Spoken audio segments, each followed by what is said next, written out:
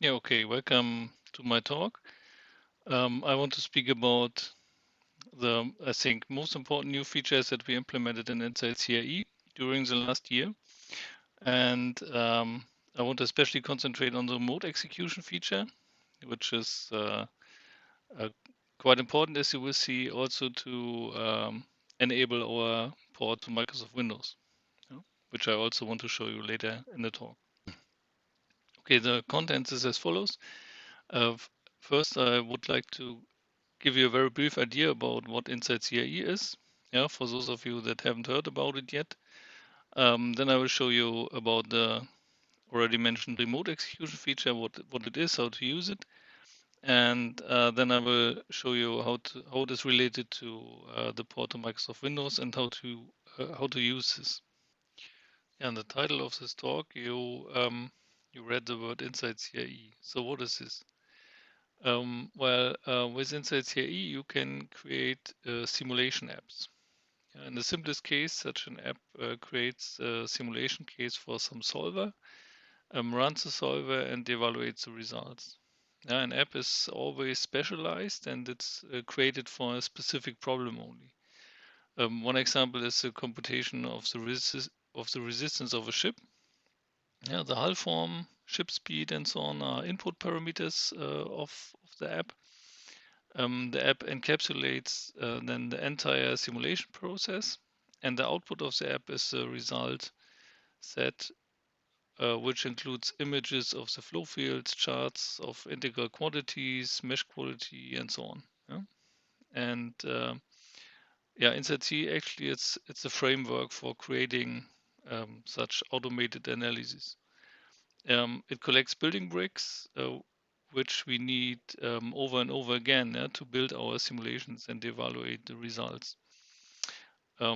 Foremost, this means producing solver input files, mesh creation, image rendering from the results. Yeah, but it also includes, for example, a generic GUI with an editor for the input parameter sets and a viewer for the result sets. And it collects interfaces for different external meshing tools, for example. And it also bundles various extensions to solvers and external tools. Yeah? The most important um, external tool is OpenFOAM, and we bundle also a number of extensions to OpenFOAM with InsightCAE. So that, for example, means custom boundary conditions, numerical schemes, models, and also OpenFOAM executables, which run on the created cases. And also included in InsightCAE are tools for managing solver runs. In the talk today, I want to show a development in that field. Yeah, so what is the benefit of using InsightCAE, or the benefit of investing work into simulation automation at all? It depends, of course, on the way you employ simulations. Yeah? If you're doing a totally different kind of simulation every day, and there's no similarity between subsequent tasks, then there is no benefit, probably. But if you are, for example, a designer of some certain product, which needs, let's say, CFD at some point of the design process, then there will be similarity between subsequent simulation tasks. Yeah? And then it probably makes sense to think about automation of simulations.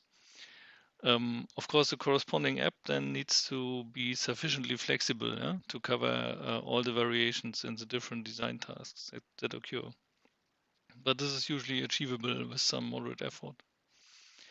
Given more, even more benefit might be there if you want to distribute the simulation tasks in a team. Yeah? So I try to lay out the main benefits of simulation automation on this slide. So first, the best practice is fixed by the simulation app. Yeah? The simulation app dictates the number of choices in the simulation model creation. And this leads to less input parameters that need to be defined by the user. Yeah? And then the application of the simulation is easier and it's also quicker to learn. Yeah? So let's think about if you get new team members, for example, which start using simulations. And second, a higher reliability of the simulation results can be expected. Yeah? User errors in the case setups are avoided because they are not created by the user directly anymore, but by the software. And third, InsightCAE bundles all software components for some simulation task together. So then new computers or let's say cloud instances can be very easily made ready for use. Using InsightCAE, we have realized already a number of simulation apps.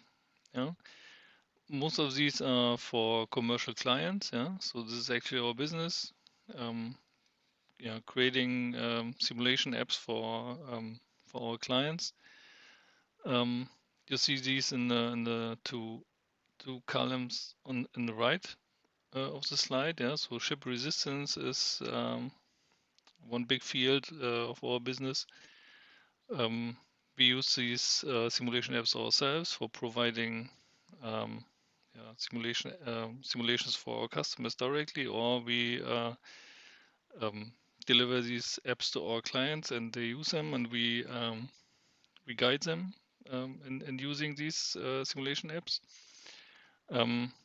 We also created a simulation app for sea keeping. It's based on PD-strip, which is a public domain strip method code. So it's not CFD, it's something else. And the simulation app then takes the results from PD-strip and does some custom post-processing, calculates sea keeping criteria at different locations. We have another set of apps for propeller and turbo machinery, for free propellers, ducted propellers, actual pumps, and also a number of derived analyses, propulsion prognosis, for example. And last year on the GOFUN, I showed you about our heat exchanger app, which we created. Actually, it includes two steps. First is sheet metal forming using finite element method, code as in this case as a solver. And second, it does heat transfer performance analysis using OpenFOAM CFD. And in the very left column of the slide, you see the apps which are included in the basic distribution of InsightCAE. These are a number of validation simulations, channel flow, flat plate, 2D airfoil and stuff. And we also included in the basic distribution some generic flow simulation apps. One is the wind tunnel, and the other one is internal pressure loss, which are very, let's say, generic and versatile simulation apps, which you can use as a template if you want to create your own simulation apps, or which you can basically just use if it makes sense to you. Currently we are at version 4.0 in 2022, and the latest changes or additions that we did are first, we have ported the GUI tools to Microsoft Windows.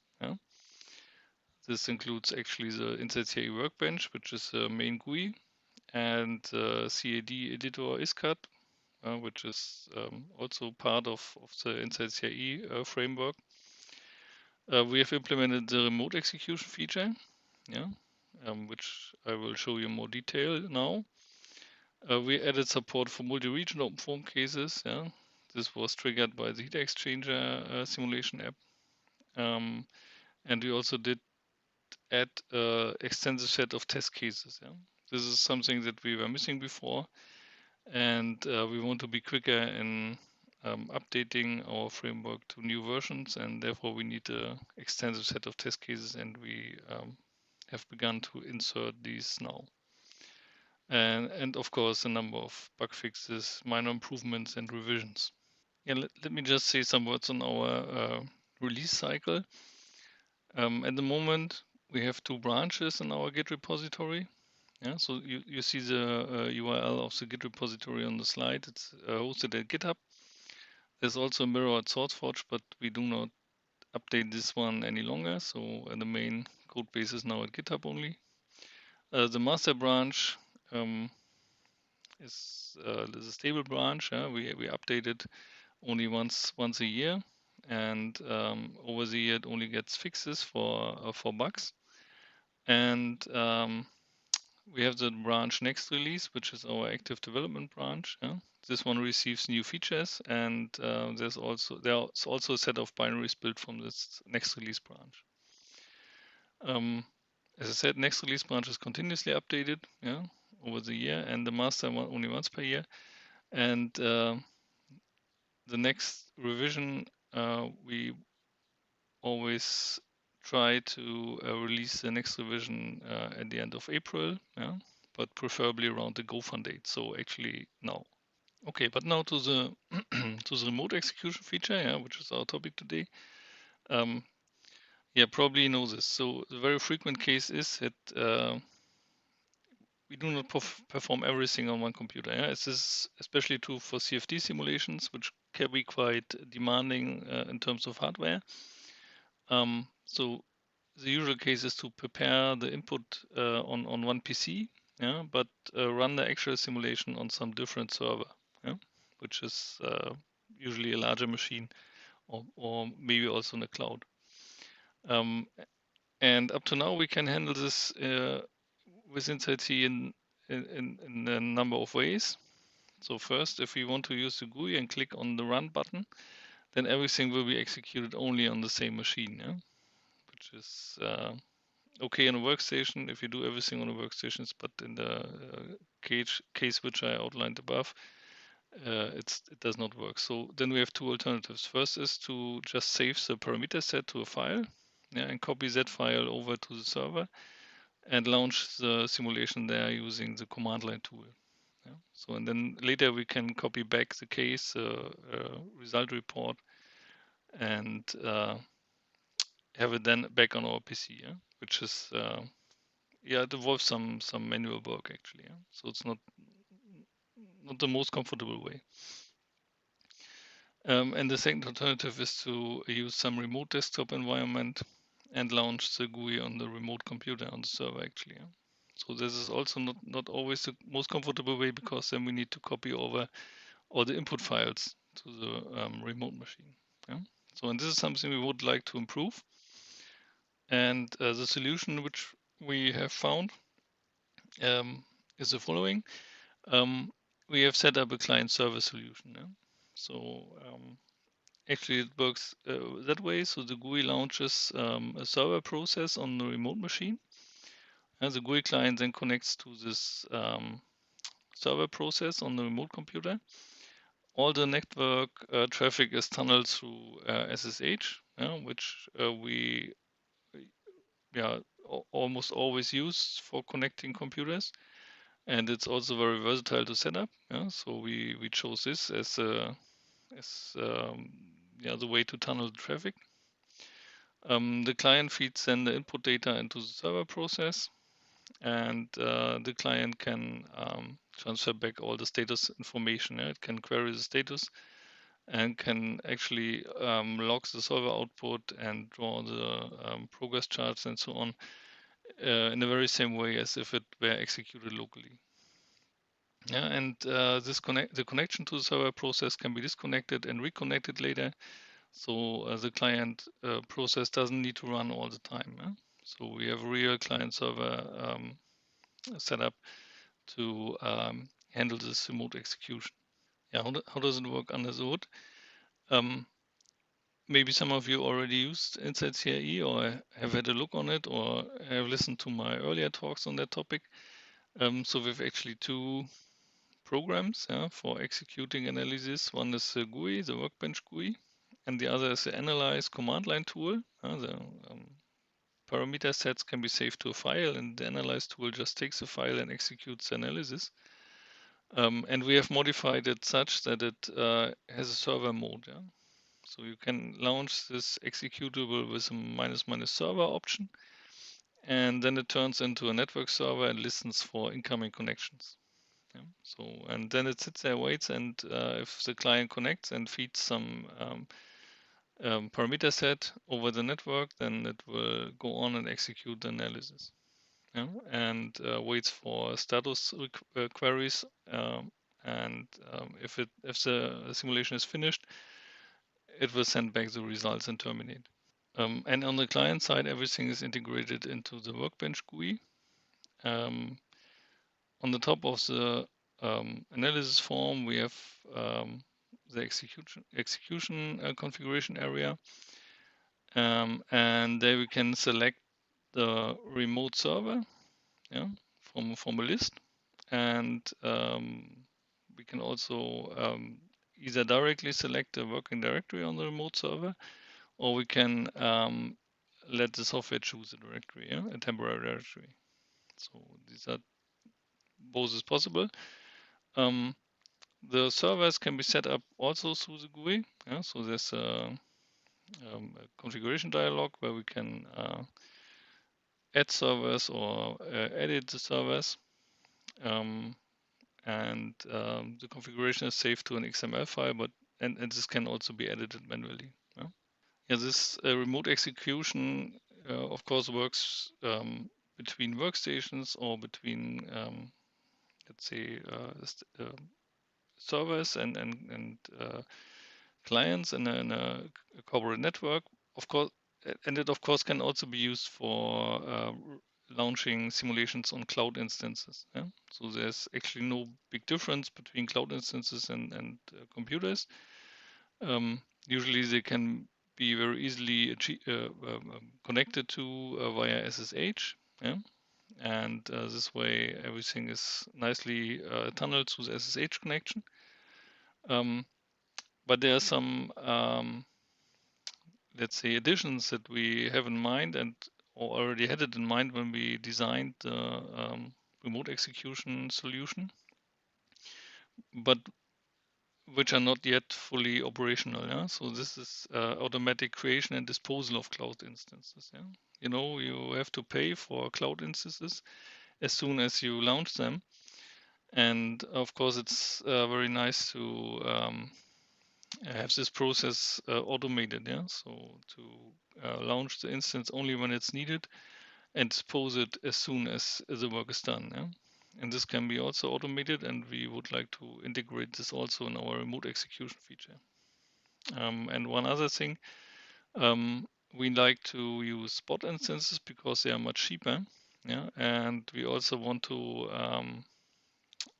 add a feature that in case that the spot instance is killed, that it gets automatically restarted as soon as possible. Yeah? So that we can very easily and reliably use spot instances for our simulations. Yeah? These two things are on our to-do list, but they are not yet rolled out. Yeah?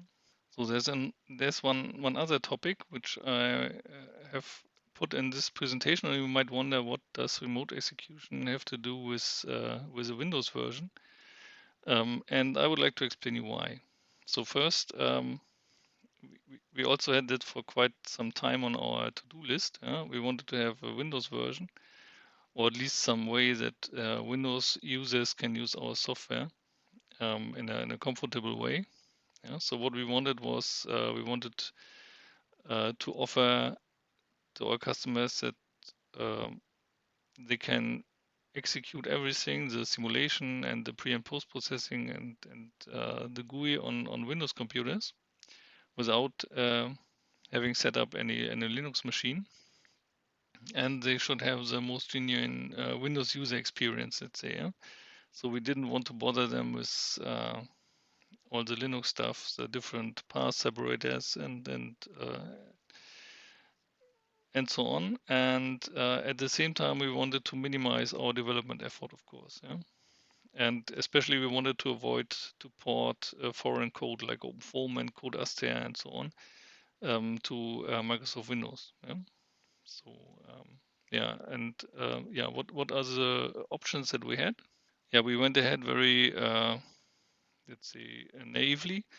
Our first approach was to just install our Linux package into the Windows subsystem for Linux. Yeah? Probably know what WSL is. Yeah, the Windows subsystem for Linux is kind of a Docker container environment in Windows. That's quite closely related to Docker, so it's not a it's not a virtualization, but it's a way to really execute Linux software in a Linux kernel in the Windows environment without performance penalties. And this looks very nicely. And the first approach was to just install everything into such a WSL container. But this turned out to be not satisfactory. So the issues that we had were mostly related to the graphical user interface. So first, we need an X server for the graphical output, which is kind of unexpected, let's say, for Windows users, something that needs to be explained.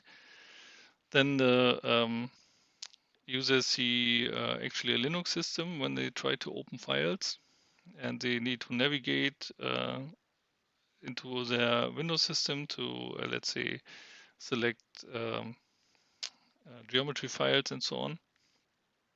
So a little bit of unnatural for Windows users, I think.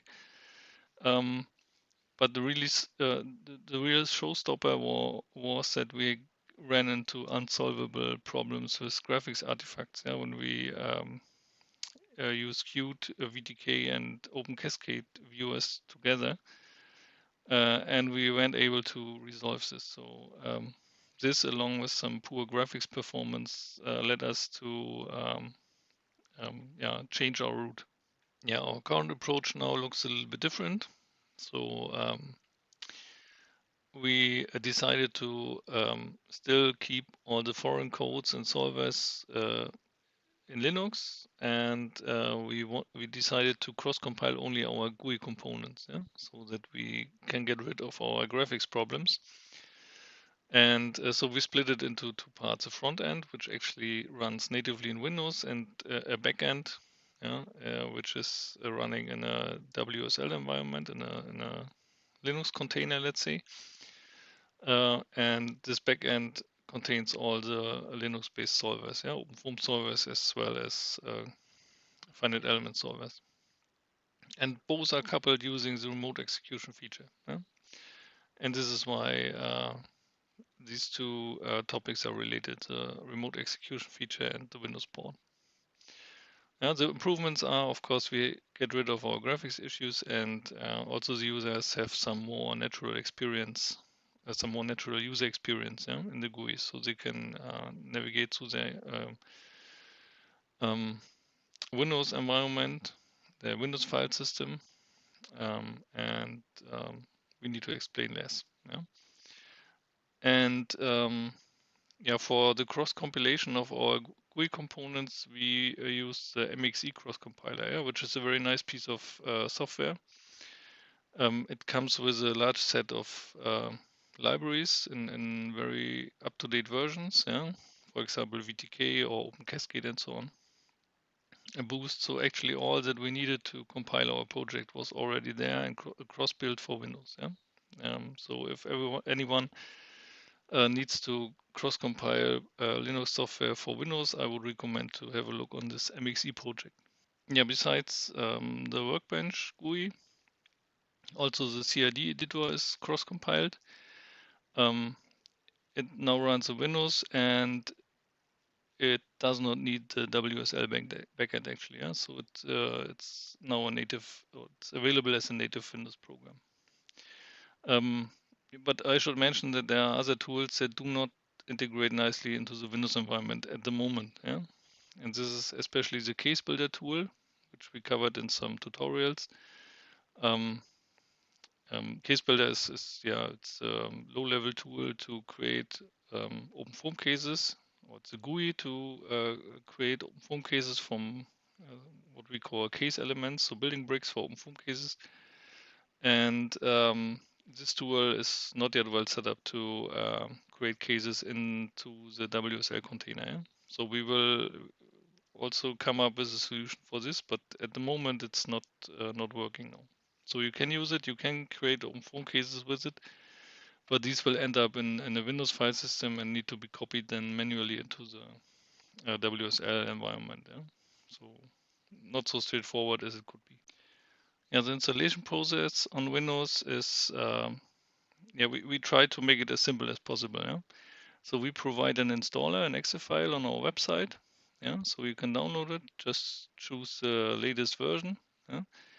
Then you can simply execute the installer and select the dependencies which you do not yet have installed on the system. Yeah? So software needs some dependencies: PuTTY for SSH connections, GNUplot, MikTeX for rendering reports, ParaView, of course, and then finally our InsightCAE software. And if you do not yet have installed MikTeX, ParaView, GNUplot, or PuTTY on your Windows system, then they are included in the installation package, so you can install them right away. Yeah, then what still needs to be installed is the WSL backend, and this will be downloaded and installed on the first launch of the Workbench GUI. Yeah? So then some dialog will appear and will give you the opportunity to create and download such a WSL backend. There are two sources of installation, actually, or two different sets of installers. Let's put it that way. One is built from the master branch, yeah, which is the upper URL on the slide, and the second one is one from the next release branch, which is stored on a different URL. So you can select which one you want. Yeah. Actually, the usage is the same at the moment. And one last remark: if you want to perform an update, you can simply download the install of the newer version, execute that one, and then unselect all the components that you installed already. Yeah, so PuTTY, GNUplot, ParaView, and so on. And you just select the InsightCAE component and install that. This will remove the old version and install the new one. And the update of the backend, the WSL backend, will be performed on the next start then of the Workbench. Yeah, so this is it from my side. If you have any questions or remarks, please just unmute your microphone and ask. I'm open for questions. Thank you.